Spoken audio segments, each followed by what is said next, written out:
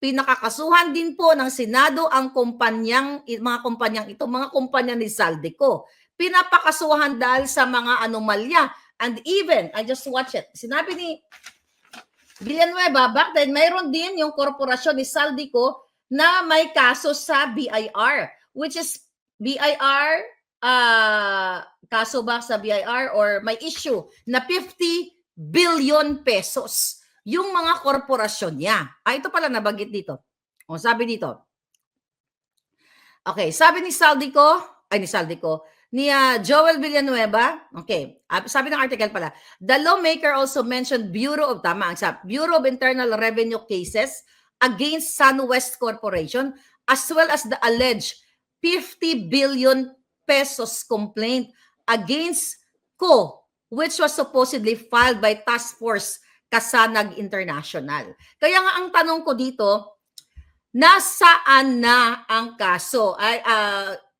Senator Villanueva, 'di ba? February pa ito, magpe-February na naman, isang taon na sinasabi mo, Senator Villanueva, na dapat itong 50 billion pesos. May narinig ba tayo sa media? Ano ang follow-up dito? Article ng GMA News to ang binabasa ko. Okay? Okay, article ng GMA News, mayroong ayon sa article na di umano ay may reklamo na 50 billion pesos laban kay Zaldico.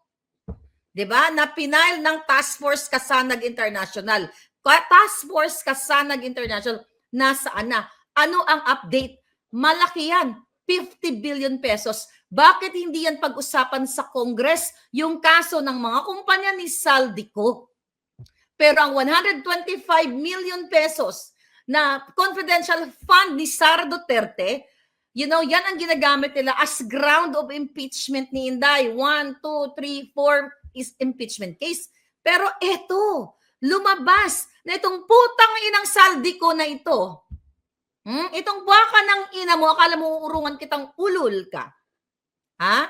Kahit nasa iyo pa ang pera ng bayan, kahit nasa iyo pa lahat ng mga korporasyon na mayroong mga pinalsipika at may mga kaso according to Villanueva, 'di ba? Hindi kita uurungan sa mga panakot mong mga civil case. Kayong tatlo na lang, kayong mga jutang ginemis kayo, na utusan kayo ni Lisa. The purpose of this cases, mga kababayan, para takutin ako, para hindi na ako makapag-deliver ng pananalita sa inyo sa kanilang mga kahayupan. 50 billion BIR case na pinail kay Zaldico. Nasaan na? Walang update sa media, walang update sa Senado, sa Kongreso, sa lahat. Kasi magkakasabwat sila. Pero dahil gusto nilang gurgurin si Sara Duterte, gusto nilang i-eradicate, totally, di ba?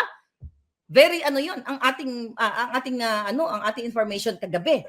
Gusto nilang gurgurin na si Sara Duterte para wala nang magsalita sa pagnanakaw nila. The biggest syndicate in the whole wide world, natalbogan ang ibang mga bansa na may mga sindikato, ang Pilipinas. Ayan po yan. Article yung binabasa ko, hindi ako nag-iimbento. Ayan, 50 billion. Asan na yun? Ayan po, 50 billion. Nakita nyo yan? Lawmaker, cases against SunWest Corporation as alleged 50 billion complaint. 50 billion pesos. Kahit 1 billion lang yan. Kahit 500 million lang, mas malaki, di hamak. Sa 125 million na araw-araw ng mga jutang ginimis na mainstream media. Tapos anong gagawin? Kasuhan si Maharlika para matakot o magpadala ng assassin, patayin na si Maharlika para matapos na yung jutang ginimis na yan. And now, tahimik kayo? Kaya, nagre-review kasi ako ng mga pangyayari, di ba? At saka actually, in-archives ko lahat, kaya na-late tayo. In-archives ko lahat ng ebidensya para ibato sa mga buwakan ng inang ito. Kaya kahit utusan niya pa, burahin lahat. Yung mga article na yan, nakuha ko na lahat yan. And I will defend myself dito sa Amerika laban sa mga demonyong ito na ginagamit ang pera ng bayan para harasin ako, para patahimikin ako, At para matakot ako, it's the same thing na ginagawa kay Sara Duterte. Equal footing nga kami ni Inday in terms of this mga harassment. And now, dahil itong si Queen Sara natin, tignan natin yung barahan natin. Si Queen Sara natin, jack pa rin, mataas pa rin, mamumulaklak. Diba? Magja-jackpot talaga tayo. Si Queen Sara, magiging queen at jackpot ang Pilipino. Anyway, balik tayo mga. Seriously speaking, mga kababayan. Dahil si Sara Duterte, si Vice President ay patuloy na lumalaban, the ultimate solution is gurgur. Pareho ng pattern. Tinakot ako, sinindak ako, sinumulan ni Taberna. Actually, si Taberna, nakipag gumawa ng peking address dyan sa Pilipinas. Ikaw po, tangina ka Taberna, dapat ini-expel na yan sa INC. Kayo mga palangga kong INC, dapat tinitiwalag nyo na yan. Nakikipagsabuatan kay Lisa yan eh. Diba? Nag-file ng case. Akala kasi nila noon titigil ako. Si Taning nagsabi may tutumba daw na vlogger. Akala nila matatakot ako. Tatahimik na ako. And now cases 1, 2, 3, 4. Akala nila tatahimik na ako. So dahil maingay pa rin yung bunganga ko hanggang ngayon, the ultimate is magpadala ng 3 assassin si Lisa Marcos. At ang kanyang mga grupong mga demonyo. Now balik tayo dito kay Villanueva. Sabi ni Villanueva, kung maglalabas po kayo ng baho, dapat naman siguro maligo ka muna. Referring to Zaldico. Ang masakla po, sa kabila ng track record na ito ni Mr. Zaldico, ang masakla po, inappoint po siya ng Kamara de Representante bilang tagapagbantay ng Kaban ng Bayan. Inappoint pa siya ng bangag at ng bangag administration at ni Tambaluslos para daw tagabantay ng Kaban ng Bayan. And look at what's going on now. Sa panibagong budget, yung tupad, yung mga ayuda-ayuda nila, binadgetan nila ng mas malaki, tinanggalan nila ang PhilHealth kasi the intention of this crooks, mga judge mo na ito talaga, pahirapan kayo, pahirapan ang buhay ninyo at galadaan lahat sa kanilang mga korporasyon. Nagiging legal ang pagnanakaw nila. Papaano naging legal? Ulitin natin. Let's say ang tulay na ito, nakita nyo naman sa Bicol, hanggang ngayon nagdudusa kayo. Ang tulay na ito, ang budget ay, sabihin na natin 100 million. Magkano na lang yan? Dahil dadaan sila mga kickback, lahat ng mga korporasyon well, actually, expose din yan ni Mayor Magalong ng Baguio at marami pang iba.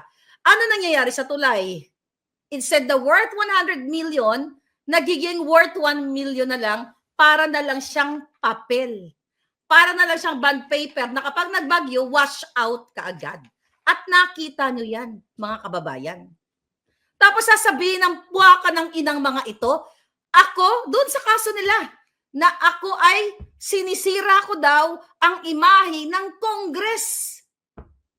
Tanginan nyo, ako sumisira? May isang butas na 5, wala akong ninakaw dyan. Kayo mga hinayupak, kayo ang nagnanakaw, kayo ang may hawak na pondo, tapos takot-takutin ako over my sexy body.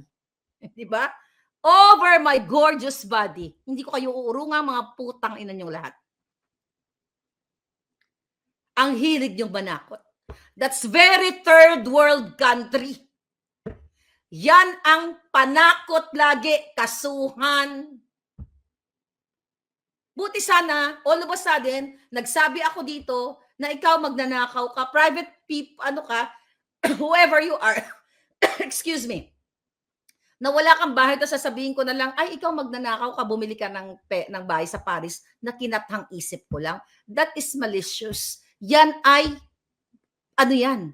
Ngayon pa lang sasabihin ko ay matatalo ka sa kaso. Katulad ng ginawa kay Cathy Binag, na sinasabi na si Cathy ay pumatol sa lahat ng mga politiko daw. May gano'n, may sinad sa akin. Politiko, that's very defamatory. Kaya sabi ko kay Cathy, i-push mo yan. Okay? At yung nagsalita against sa kanya, wala siyang source. Sinasabi niya, kilala niya, mali-mali pa yung information na panahon daw ni Marcos, ng panahon daw tatay ni Marcos sa Long Beach, Hawaii. Para sa Long Beach, sa California, sa Hawaii. Hindi niya pa ma-distinguish kung nasaan ang Long Beach, kung sa Hawaii ba o sa California. That's very malicious. And I encourage Cathy, go for it. Yan ang mapanira na sasabihin, ganito, ganyan. Diba? Anyway, balik tayo. I support my friend because she is my friend and she's a whistleblower. Now what? Ano sabi ni ano dito ni who's this? Joel Villanueva, Senator Joel Villanueva. I hope you're watching. Sana naman itututukan mo to. Dapat bigyan mo kami ng update. Ano ang nangyari? Pababayaan mo na lang ba ang 50 billion na sinabi mo nga na kaso ni Saldico, 50 billion pesos? Tatahimik na lang ba lahat ang mga bunganga ninyo? At ito, may article. Sabi mo nga, pangalan nito? Senator Joel Villanueva, si Dracula inappoint mo bilang tagapagbantay ng blood bank ng bayan. Referring to Saldico, inappoint si Dracula taga-sip-sip ng dugo. Diba? Dugo. Ibig sabihin, diba? Ito si Saldico, kung ang translation nito ay taga-sip-sip ng kaban ng bayan. Sabi ni Villanueva, wow, kailan pa sa kasaysayan ng bayan natin nangyari ang ganitong pagkakataon na ang isang big-time contractor ang hahawak sa kaban ng bayan? Only in the Philippines. Kaya, di ba, kailan ba sinabi ni Inday? Can you comment? Sinabi ni Inday Sara nung ginugurgur na siya na dalawa lang ang mayawak ng kaban ng bayan.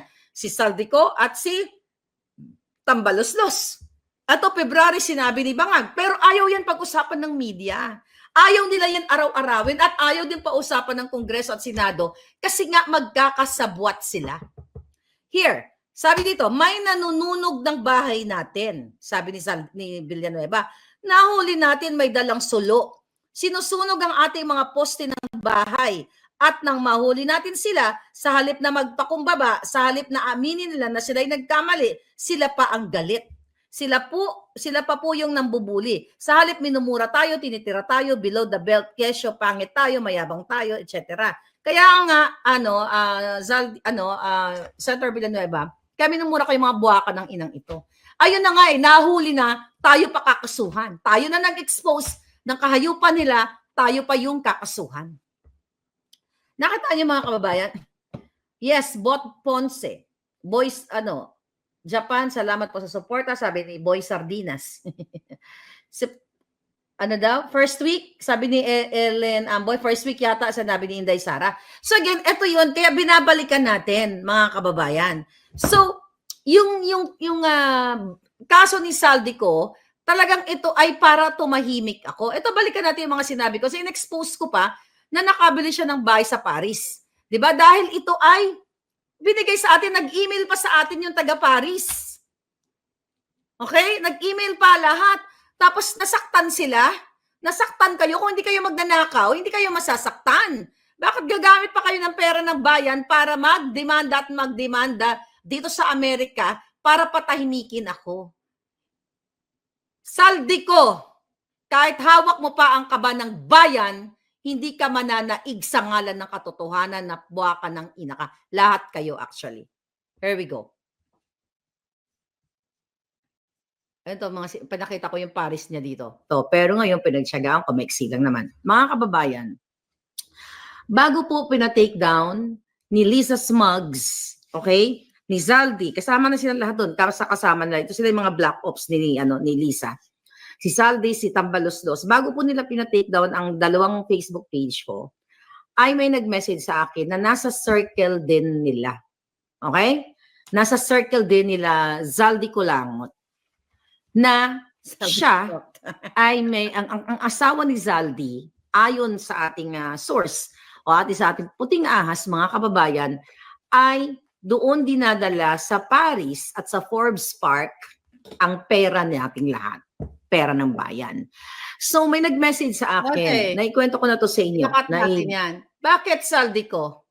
Kung kumita ka dahil sa kontrata dyan sa gobyerno, na ulul ka, at ang pera mo, at ang iyong mga ayuda, hindi ba pera ng gobyerno yan? Nasasaktan ka kasi totoo na ang nilalamon nyo, lahat kayong mga politiko mula ulo hanggang paa, pati pang napkin ninyo lahat. Okay? Lahat ay galing sa pera na bayan. Dahil sweldado kayo ng bayan, pondo ng bayan, kontrata ninyo galing sa kabayan, kaya lumalamon kayo ng pera ng kaba ng bayan. Kaya julul ka. Ha? Pinakajulul ka, Zaldico. Papantay din ang paa mo at kakarmahin ang mga baka ng ina mong pamilya. Lahat kayo, lahat ng lumalamon sa kaban ng bayan, kakarmahin kayo. Papantay, tignan natin. Ang mga to. Tignan natin kung papantay ang paa. Dati sa baraha. Ang papantay ang paa ni Zaldico.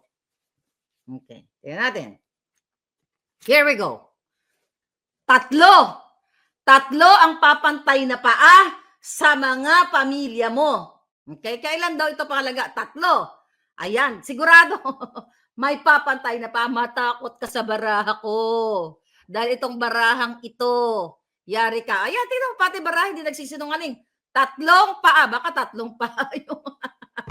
3 paa yung papantay. Anyway, ulol tong mga to. Tignan natin. Ano sinabi ni Palangga? Na-expose na natin na bumili ng bahay o ng apartment sa Paris, France.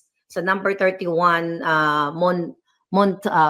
sorry for my pronunciation. I'm not French. Ito. Lu, bye-bye. Montaigne or Monton, whatever. Okay? Avenue. So, ayon sa ating source na nakamanman sa asawa ni Zaldico Langot, na kung saan, mga kababayan, ang asawa ni Zaldico Langot ay kolektor ng Hermes. Mga Hermes. Milyones yan. Imagine mo, ang mga dating wala namang pera na ganun karami ay walang pakundangan na gastusin ang pera ng bayan. Ito, mga kabapalangga. So, pinuntahan ko. Hi, Solid Marley, ka na ko, Sir Zoro. How are you? So, pinuntahan ko sa Paris dahil nag-message nga sa akin yung ating puting as na, Miss Marlica, pag pumunta ka sa Paris, puntahan mo to.